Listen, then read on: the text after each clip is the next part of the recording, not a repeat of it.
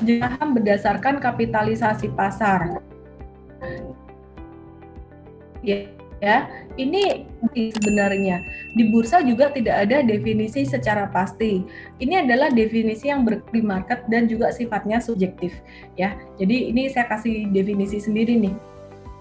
Nah, untuk saham big caps atau saham first liner itu kapitalisasi marketnya kalau di Indonesia lebih dari 40 ya. Dari satu saham Apple atau McD itu udah ngelebihin dari kapitalisasi seluruh saham di Indonesia. Oke, peluangnya di Indonesia masih sangat banyak sekali ya. Jadi plus minus ya. Kalau di US investasinya saham teknologi, kalau di Indonesia lebih ke banking dan juga consumer good. Di Indonesia untuk peluangnya juga masih sangat banyak sekali, jadi nggak usah sampai mikirin ke US karena kapitalisasi segini pun udah cukup lah buat kita. Ya, untuk papan perdagangannya lebih baik pilih yang papan utama. Apakah harus LQ45? Tidak harus, karena kadang-kadang LQ45 pun ada saham-saham yang bisa pergerakannya sangat volatile sekali gitu. Namanya aja liquid 45 ya. Jadi kadang-kadang kalau liquid dia juga bisa frekuensi perdagangan tinggi gitu.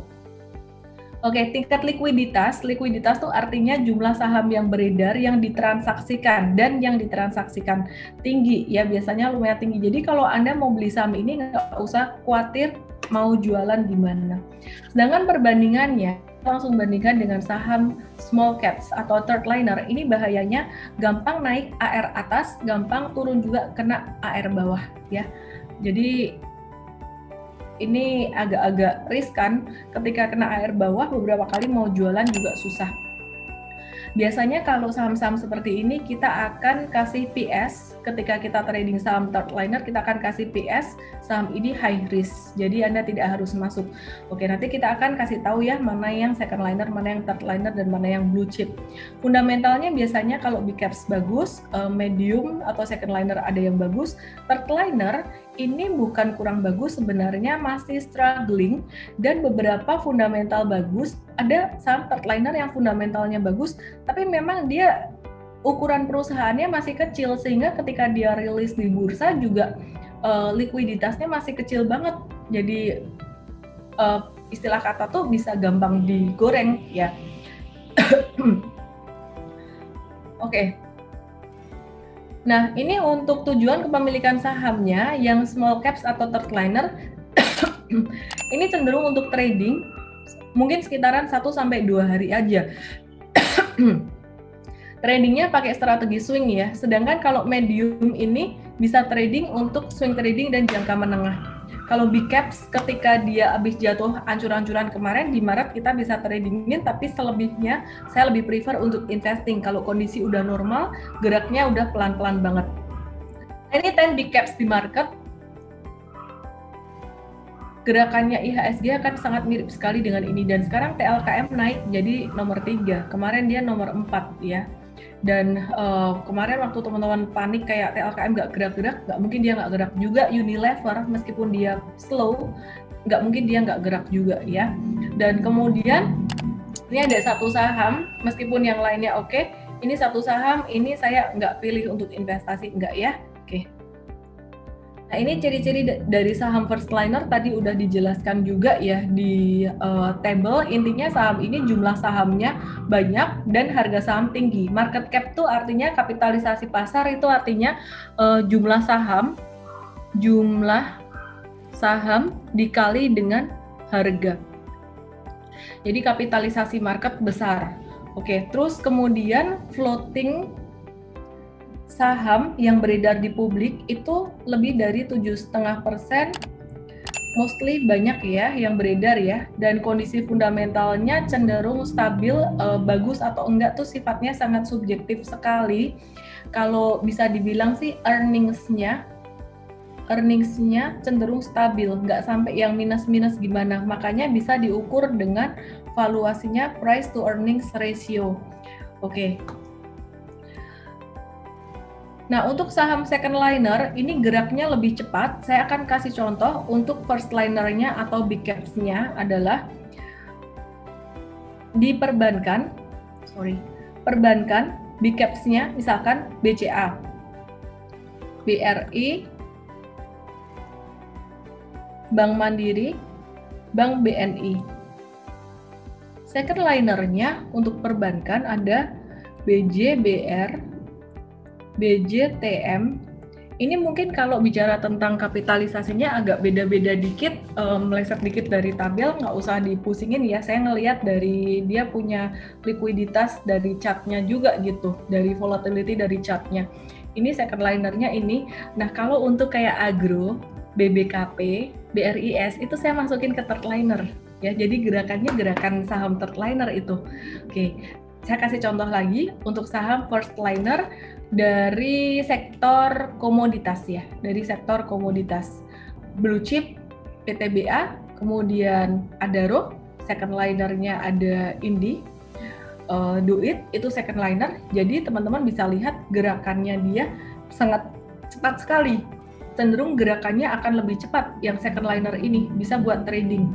Nah, kalau untuk komoditas lagi CPO, AALI, first liner, second linernya ada LSIG, kemudian di sini ada BBPT dan SIMP. Ya, ini agak-agak bisa BBPT, SIMP bisa masuk ke second liner juga karena likuiditasnya juga cukup oke. Nah, biasanya saham-saham yang big caps atau first liner itu udah listing lama dan jumlah sahamnya banyak, jadi nggak mudah untuk melakukan manipulasi terhadap harga saham. Tapi kalau saham-saham yang second liner, third liner itu dia listingnya belum lama dan jumlahnya kecil, jumlah sahamnya dikit gitu. Oke. Nah, ini teman-teman bisa perhatikan ya, di mana kita bisa melihat secara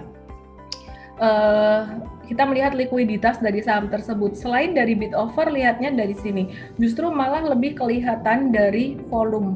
Jika volume perdagangannya dia stabil di atas rata-rata, ini adalah line rata-rata volume, ini cenderung liquid. Dan juga harus melihat secara nominalnya juga. Kalau yang bid offer, total bid offer baru ratusan juta, di angka ratusan juta, itu belum termasuk besar. Nah, ini saya kasih contoh, bisa perhatikan di sini. Nah, ini bid dan offernya sangat gede sekali ya. Gedenya taunya gimana? 4.300 dikali 12.000, 4.310 kali 12.026 kali 100. 51 miliar ya. Ini jadi nggak gampang kalau mau ngegoreng saham ini gitu, jadi lebih aman buat pemula. Bandingkan nanti dengan saham-saham yang lain ya. Sebenarnya nggak semua blue chip itu bid offernya besar, ada beberapa blue chip yang bid offernya kecil juga. Contohnya Unilever, kalau dia lagi nggak rame bid offernya kecil juga. Nah, ini contoh saham third liner. Ini chartnya kayak gini, banyak kosong-kosongnya. Kemudian tahu-tahu naik. Apakah kita boleh trading kayak gini? Boleh dengan catatan dia punya likuiditas sudah mulai stabil. Artinya adalah sudah mulai stabil itu bukan yang baru bangun kayak gini. Kita nggak akan beli di sini. Nah, ini pelajaran kemarin kena di DEAL juga ya. Terus kita jadi kasih note untuk saham-saham yang baru aja, volumenya baru bangun kayak gini, ini kita jangan masuk dulu gitu. Nah, kalau dia sudah mulai stabilnya juga nggak yang terlalu drastis naik turunnya kayak gini, kita mulai akan masukin ke watch atau untuk swing trading. Sekali lagi, selain melihat chart itu, kita melihat bid offer, kiri kanannya tebel tipisnya gitu, enggak. Kita hitung secara nominalnya. Kalau yang ini sebenarnya kebetulan contoh yang ini cukup bagus secara ininya, bid offernya ya. Saya coba hitung. Untuk 284 dikali 23.048.00, kita lihat yang normal-normal aja karena yang ini 402 kan tinggi banget gitu. Oke, coba kita hitung sekitaran 600 jutaan. Nah, ini 600 jutaan. Jadi di angka ratusan juta di sini. Nah, ini be very careful, gampang banget kalau di harga di likuiditas ratusan jutaan gini, ini masih gampang banget diguyur. Nah, ini contoh ya, ini contoh bid offer dari saham-saham big caps. Seperti yang tadi saya bilang, meskipun saham big caps tidak selalu bid offer-nya besar, contohnya di sini. Jadi kita tidak selalu melihat bid offer saja, tapi kita melihat secara keseluruhan volume perdagangan dari grafik dan juga kapitalisasinya. Nah, ini Telkom pas lagi rame. Di ICBP juga gede. Oke. Ini kebetulan BCA-nya pas lagi sepi. Kemarin kan pas volumenya kecil ya, jadi ini BCA pas lagi sepi gitu. Kalau pas kayak gini biasa bid offer juga pas tinggi. Nah, kita melihat secara volume juga ya, teman-teman ya, kita perhatikan. Nanti kita akan belajar tentang markup dan markdown, akumulasi dan juga distribusi. Ini contoh bid offer, saya baru mau kasih contoh bid offer dulu untuk di second liner stocks. Kalau pas dia lagi rame, volume perdagangan naik, biasanya juga jadi tebel. Kalau enggak dia akan sangat tipis sekali kayak gini. 1350 dikali 38 sekitaran 45 jutaan aja ya. Jadi ini gampang ditarik juga nih bidnya gitu. Kita akan belajar tentang markup dan markdown nanti ya. Nah, ini kita lihat juga beberapa saham yang secara volume ini kelihatan banget BIRD ya. Ini kelihatan banget di sini konvergen. Ini juga, ini konvergen, harga naik, volume naik, harga turun, volumenya langsung turun. Ini kelihatan banget di sini. Saya akan zoom out chartnya. Jadi teman-teman bisa tahu apa itu markup, apa itu markdown. Saya bukan bilang saham ini digoreng ya, sensitif nih, nggak enak nanti. Saya cuma mau kasih lihat di mana big fund lagi banyak beli dan di mana sebagian investor, entah itu big fund, entah itu retail, itu lagi buang barang. Nah, ada yang namanya markup, ada yang namanya markdown. Ini adalah masa ketika banyak investor beli, akumulasi, dan di sini, ini tuh markdown. Apa artinya markdown? Markdown adalah kondisi turun dengan volume kecil, dengan tujuan, maaf ya, saya ngomongnya agak gimana nih, cari bahasa yang enak, dengan tujuan untuk bikin retail tuh takut ya. Mungkin kalau digerakin sama market maker itu dengan tujuan bikin retail takut sehingga si market maker bisa masuk lagi ya. Jadi ini agak-agak sensitif, cuman saya harus ceritakan. Nah, tidak semua saham itu dimanipulasi. Bird belum tentu dia dimanipulasi. Bisa aja si investor beli di sini, beli borong sampai sini dia merasa kemahalan, aku nggak mau beli lagi, sebagian aku profit taking. Nah, itu bahasa positifnya kayak gitu. Sebagian kecil profit taking dah, kemudian retailnya ikutan profit taking nih, takut nih turun. Oke, jualan gitu. Retail semakin takut, wah ternyata dia turun nih, cut loss. Makanya dari itu sebenarnya level cut loss dan level profit taking, kalau bisa sih jangan dikasih tahu di awal, tapi kita mungkin nggak kasih tahu Anda untuk cut loss atau stop loss-nya. Kalau profit taking, kita kasih taunya benar-benar real time. Paling kita kasih tahu resisten aja di awal. Upside itu berapa? Kembali lagi ya, ini namanya markdown. Ya, kemudian dia naik lagi. Ini apa yang terjadi di sini? Wah, ini udah turun lagi nih, udah murah lagi nih. Beli lagi dah, kumpulin lagi, beli. Kemudian terjadi lagi apa? Markdown lagi. Beli lagi, di sini juga di sini terjadi markdown lagi. Belum cukup barang nih, jual dulu deh sebagian, profit taking dikit. Nah, terus retail takut atau mungkin justru yang profit taking retail itu sendiri. Di sini big fund masuk, investor besar masuk lagi. Oke, udah murah lagi nih, beli lagi, terus di markdown lagi. Masih mau lagi nggak? Masih mau nih, modalnya masih ada, sisa dikit nih. Oke. Buang dikit, volumenya makanya kecil. Ketika dibuang, jualan, volume kecil, retailnya ketakutan juga jualan. Ketika retail ketakutan, di sini udah level yang murah banget. Di sini investor gede, mereka udah tahu akhir tahun bakalan sentimen positifnya banyak dan seterusnya ya. Masuk dengan volume tinggi, perhatikan di sini peningkatan volumenya sangat luar biasa sekali. Ini baru satu saham, BIRD, dan saya nggak bisa ngomong fundamental dia bagus. Maka dari itu saya fokus pada teknikal. Kalau fundamental untuk saham-saham seperti ini sifatnya pelengkap saja ya. Jadi memang ada beberapa pengembangan yang dilakukan, tapi ini sifatnya pelengkap aja. baru masuk ke sekarang lagi GIAA. Oke. Gia, mau tahu kapan akumulasi, kapan big fund atau market maker mereka markup, nakutin kita, nakutin retail? Perhatikan kayak gini. Ini ada pola double bottom, tapi masih belum tinggi volumenya. Di sini mereka mulai banyak ambil nih. Ini mulai banyak ambil. Kemudian di sini markdown-nya lumayan lama. Sebenarnya bukan markdown juga, mungkin mereka sendiri belum yakin. Baru akhir-akhir terakhir ini volume transaksi mulai tinggi dan mereka mulai borong. Ya, kalau retail mulai masuk di fase yang kedua ini, fase partisipasi. Nah, ini market maker biasanya mulai akan cenderung beli.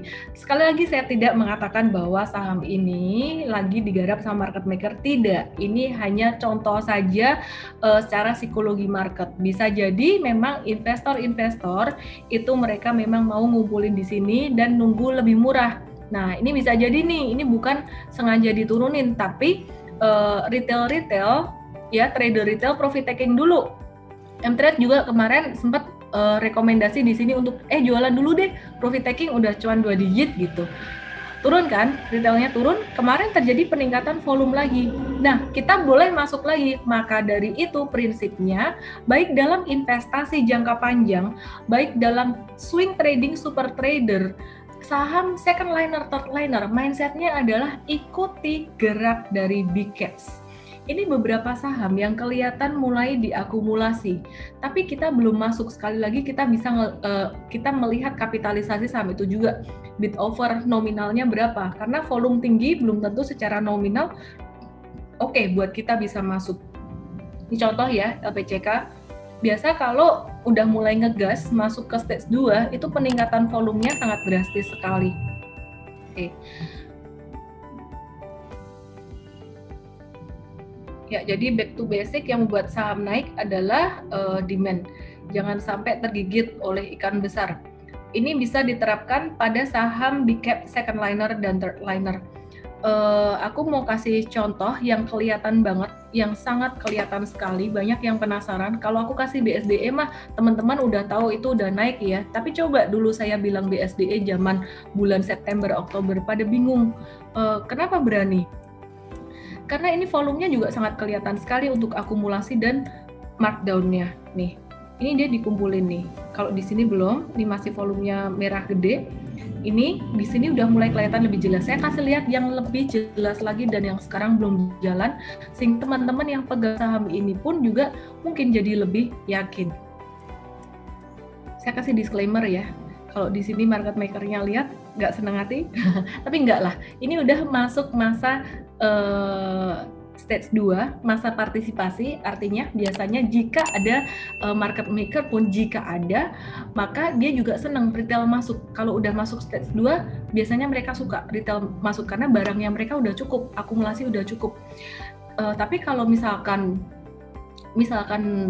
di masa akumulasi ini kita hajar terlalu banyak, ngelewatin bid over itu terlalu banyak, biasanya geraknya akan lambat dulu karena mereka belum cukup barang, kita udah ambil barang, bisa di markdown lagi. Caranya gimana? Dijual-jualin sampai ketakutan tuh, terus kemudian baru mereka beli di bawah. Oke, sekali lagi saya bukan mengatakan saham Ramayana sedang digoreng, karena ini hanya contoh aja untuk markup dan markdown. Bisa jadi memang di sini big fund sangat tertarik karena balance sheet dia juga bagus. Perhatikan di sini akumulasi sangat besar terjadi di bulan Agustus, dan di sini ada markdown atau retail mereka profit taking, dan di sini peningkatan volume.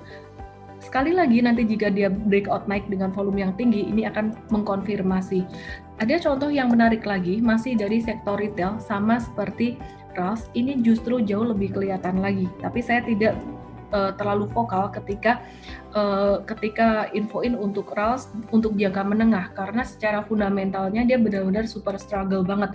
Saya pribadi ada nge-hold saham ini, M-Trade juga ada beli saham ini, dan ada profit taking beberapa hari yang lalu. M-Trade kenapa profit taking dulu? Karena di sini sudah mulai divergen. di sini sudah mulai divergen. Nah, kalau teman-teman retail yang masih pemula bisa deg-degan kalau dia jatuh lagi gitu. Jadi entry profit taking dulu. Perhatikan di sini, ini kelihatan banget. Ada big money jualan.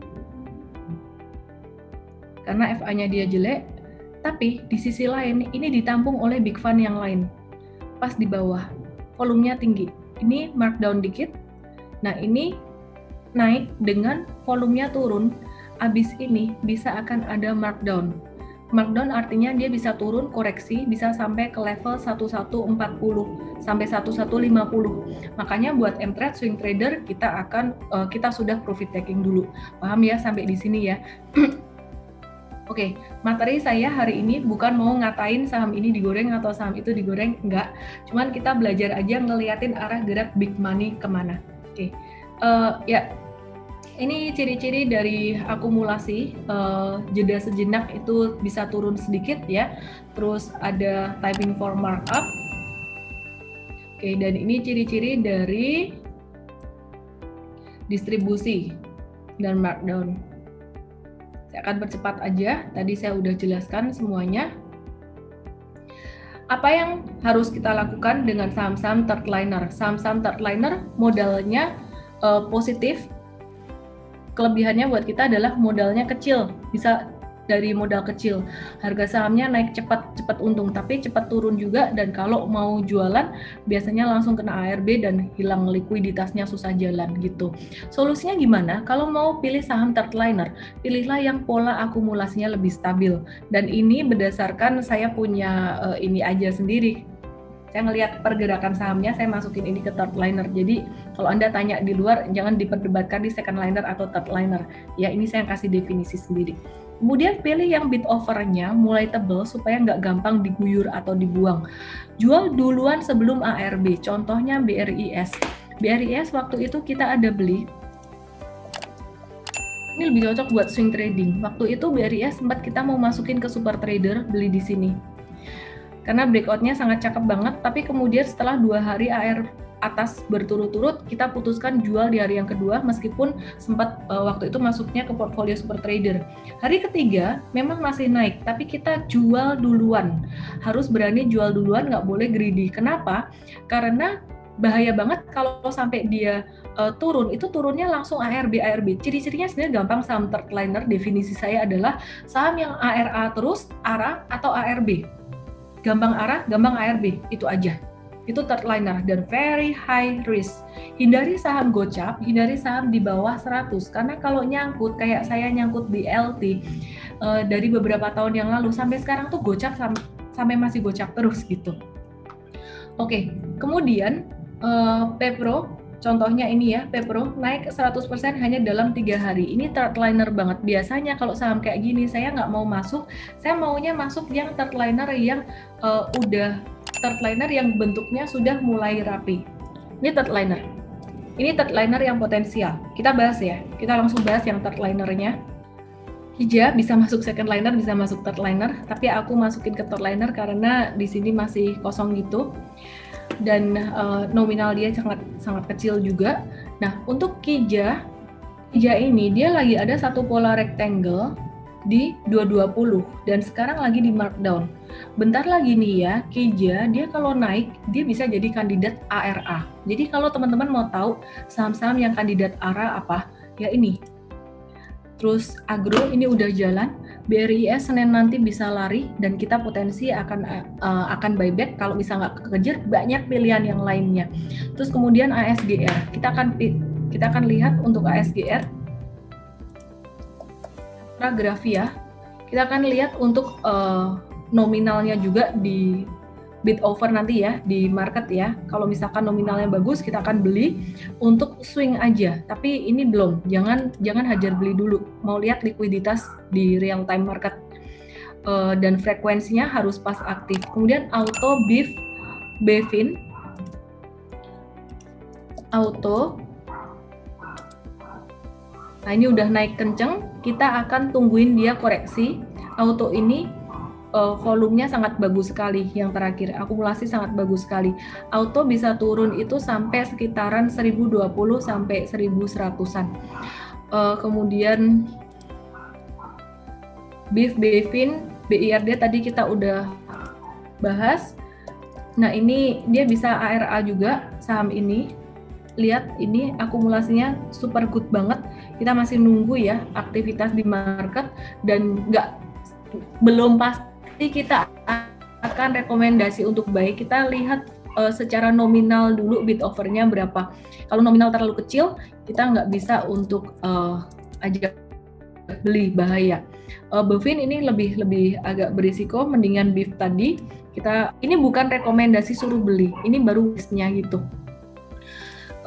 Kemudian BIRD udah tadi, terus BC International. Nah ini juga kandidat auto reject atas. Kemudian GIAA ini masih bisa jadi kandidat auto reject atas lagi. Sentimennya sangat bagus untuk jangka pendek ya. Tadi ada dana talangan 8 triliun dan juga jumlah penumpang naik. IMAS, IMJS masih bisa lanjut. Saya akan bahas yang lainnya. Jadi IMAS, IMJS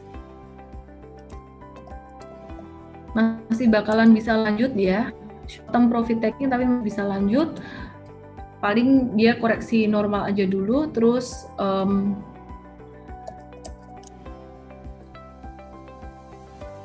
HIL ini juga kita akan tunggu koreksinya dia dan ngelihat secara nominal bid offernya. KF Inaf nih kandidat banget untuk saham ARA, tapi jangan asal beli besok Senin mau langsung hajar kanan semua, nggak boleh. Kita mesti ngelihat secara frekuensi di real time dan juga nominalnya. KF Inaf bahkan bentuk chartnya persis plek ya, yang ajaib nih KF Inaf sama persis. Terus saya mau kasih lihat satu, kalau agro jalan, BRIS juga bakalan jalan. Tapi kalau misalkan nggak dapat ya udah, kita udah ada agro.